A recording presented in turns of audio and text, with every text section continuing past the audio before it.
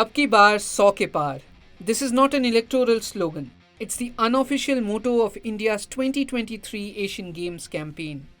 And we are fast closing in on that target.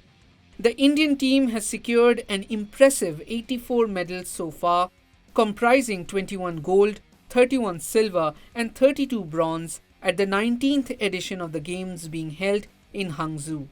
This achievement surpasses India's previous record of 70 medals from the 2018 Asian Games in Jakarta, Indonesia.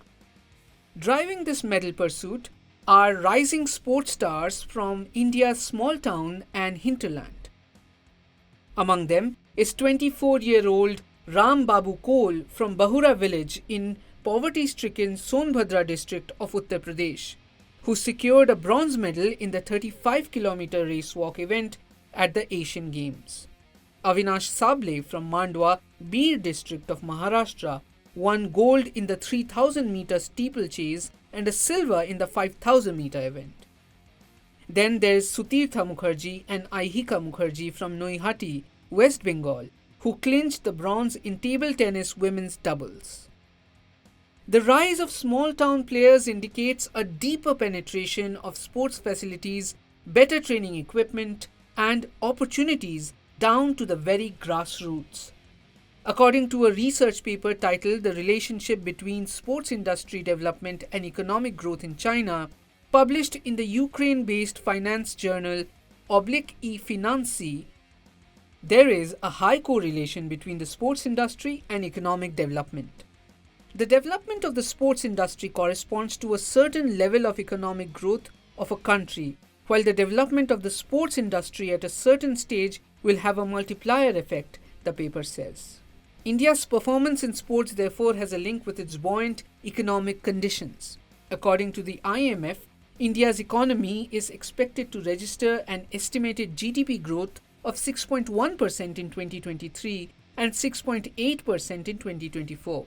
India, already the fifth largest economy in the world, is expected to become the third largest within the next 5 years. A robust GDP leads to better health, education, and sports facilities.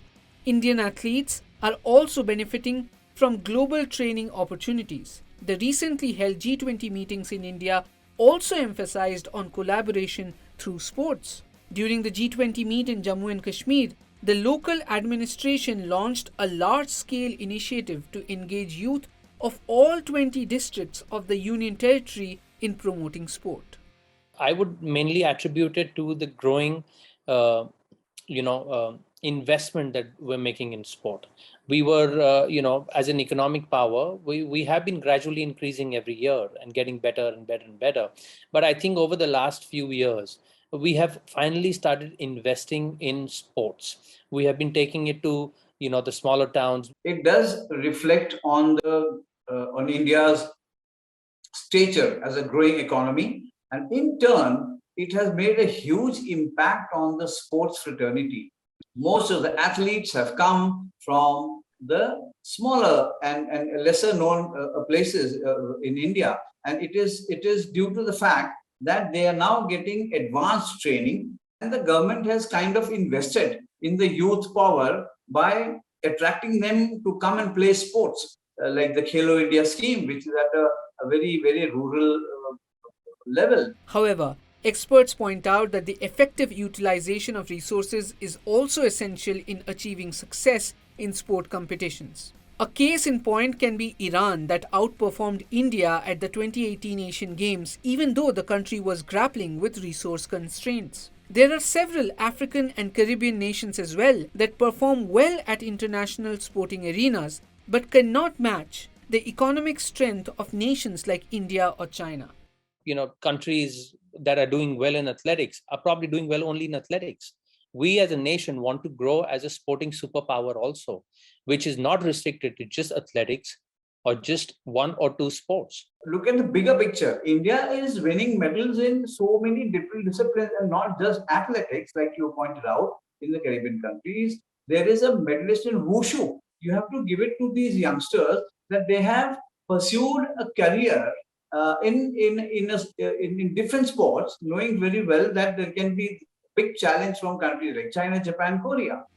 Sandeep Goyal of creative agency Rediffusion believes merely pumping money for sports infrastructure and training facilities will not be enough. That in India, still we don't have a strategy. I mean, if somebody were to sit down and figure out and see where did we win the medals, boss, right?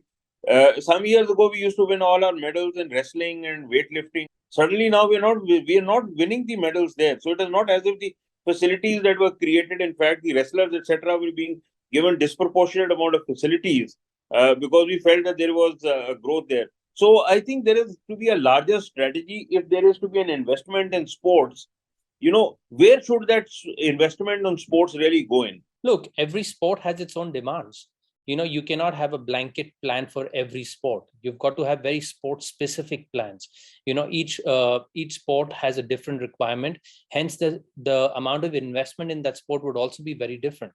But the key is to support each and every sport, even through its worst phases. We have to make sure our policies are very sport specific. Improving a nation's economic status may ensure greater investment in sports, but it doesn't guarantee enhanced player performance.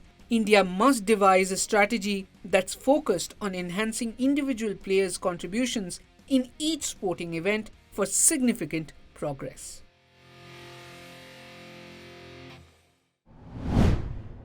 If you like this video, share it and subscribe to Business Standard. For more news, views and insights, log on to www.business-standard.com. Do also follow us on YouTube, Twitter, Facebook, Instagram, Telegram and LinkedIn. He's about to land his dream job.